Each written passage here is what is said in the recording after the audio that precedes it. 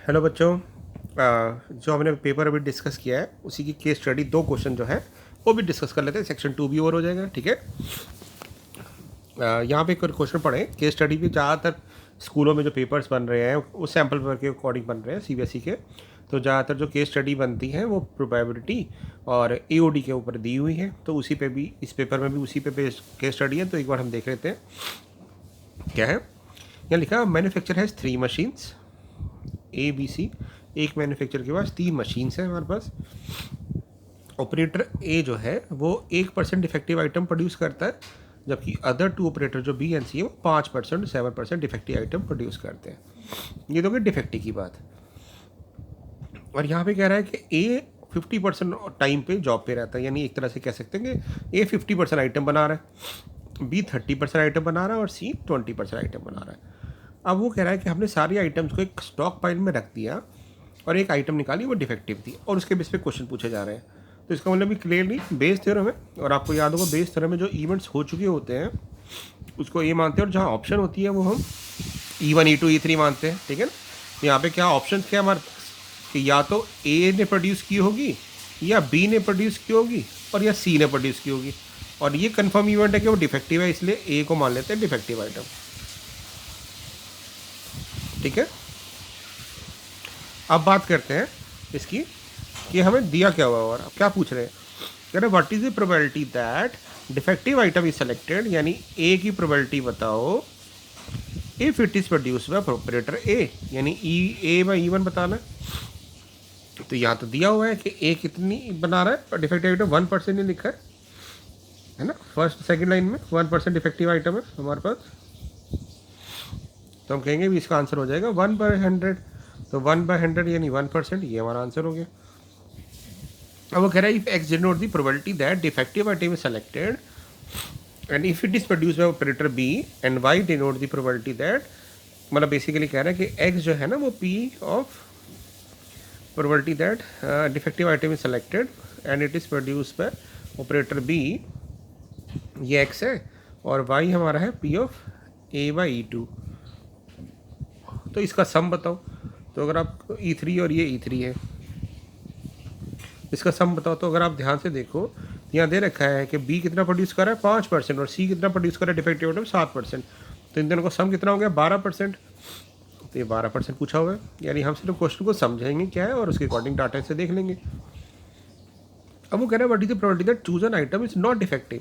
तो पहले हम बात करते हैं डिफेक्टिव आइटम की। तो डिफेक्टिव आइटम जो है यानी ए की प्रोबेबिलिटी की बात कर रहा है। तो ए जो होता है यानी वो बेस थ्योरम में नीचे वाला पार्ट होता है, यानी एक तरह से हमें पूछा गया है कि P of E1 into P of A by E1 बताओ, फिर ऐसे ही plus P of E2 into P of A by E2 बताओ, और P of E3 into P of A by E3 बताइए। ये हमसे पूछा गया है।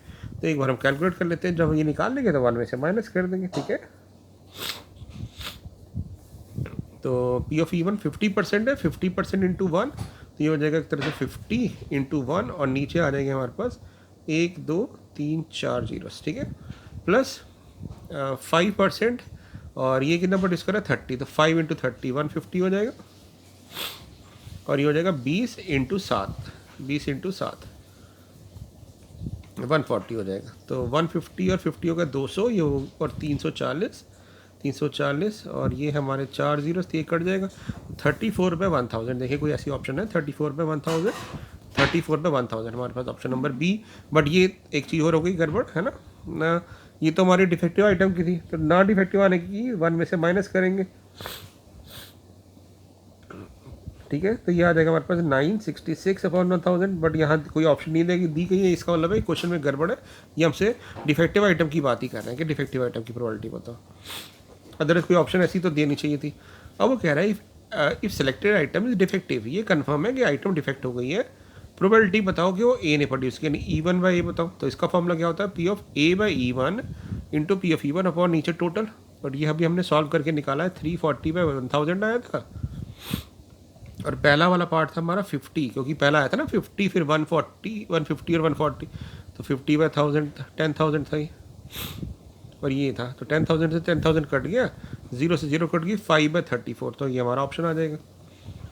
और फिर हमसे पूछ रहे हैं कि प्रोबेबिलिटी बताओ कि डिफेक्टिव आइटम है, यानी डिफेक्टिव आइटम प्रोड्यूस हो चुकी है और वो बी ने ना प्रोड्यूस की हो। तो मतलब बी ने ना प्रोड्यूस की हो यानी E2 ने ना की हो, तो पहले हम E2 का केस निकाल लेते हैं और उसको 1 में से माइनस कर देंगे। या फिर हम सीधा कह सकते हैं कि ए ने और सी ने करी हुई है, तो ए वाला वो भी कर सकते हैं। तो ए वाले के लिए पार्ट आया था ऊपर 50 और नीचे सी के लिए आया था 140, ठीक है ना, 140, और टोटल था हमारे पास 340, है ना। तो ये ऊपर आ जाएगा 190 अपॉन 340, ये कट कर दिया तो 19 में 34 डायरेक्ट आंसर आ गया। मैंने क्या किया, कुछ अगर क्लियर नहीं है तो यहाँ देख लो। अभी हमने जो ये कैलकुलेट किया था ना, ये P of A by E, ये हमारा पी ऑफ ए था नीचे वाला पार्ट, तो ये ए बाई E1 है एक तरह से, ये E1 बाई ए है बेसिकली, और ये E2 बाई ए है ऊपर वाला पार्ट जो होता है ना, मतलब E1 बाई ए में और E2 बाई ए में ऊपर वाला पार्ट है, तो मैंने इसको ले लिया था डायरेक्टली। अब फॉर्मूला आगे करेंगे तब समझ आ जाएगा।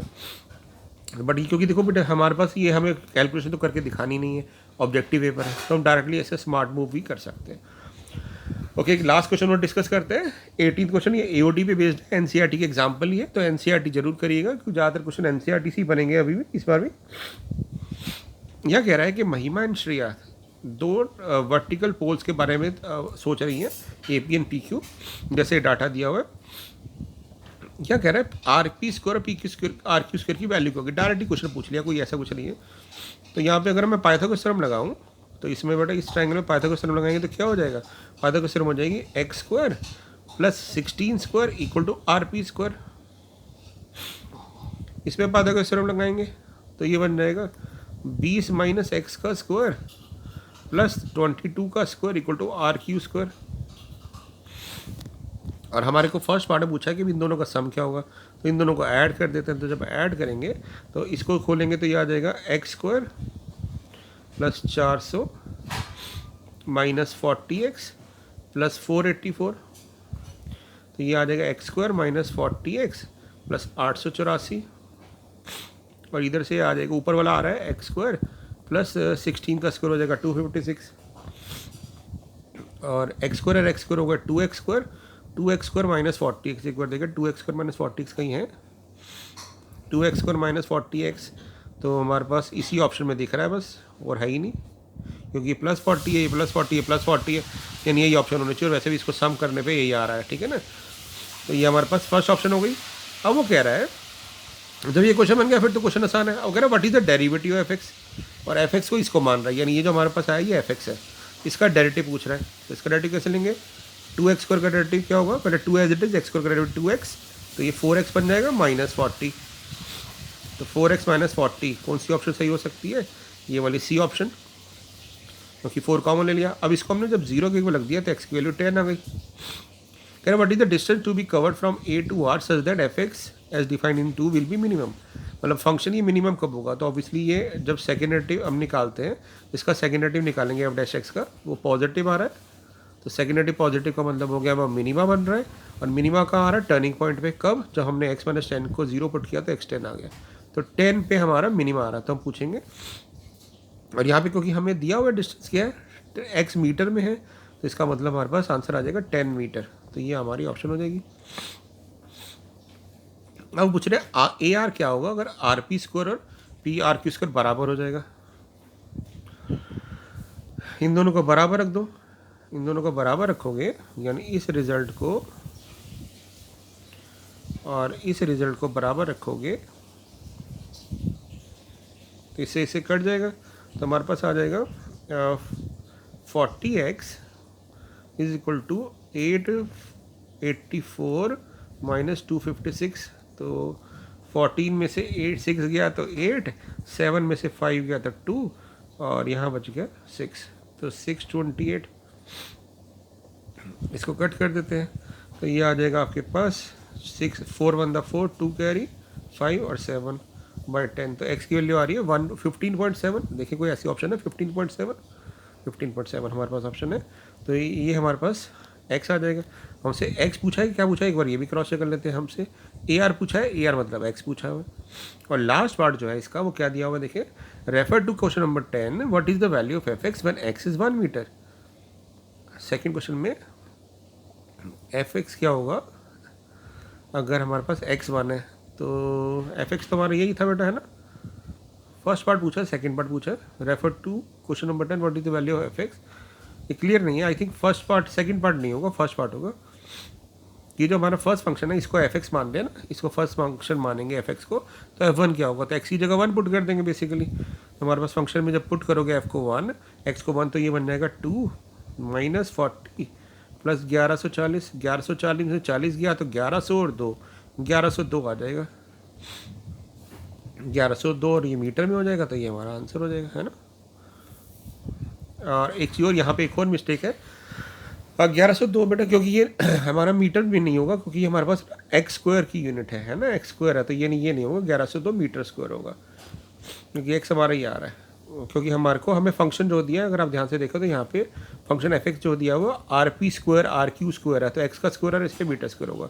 यहाँ पे मीटर क्यों होगा, क्योंकि यहाँ पे हम एक्स निकाल रहे थे थर्ड वाले पार्ट में। तो ये हमारी केस स्टडी हो गई, ठीक है।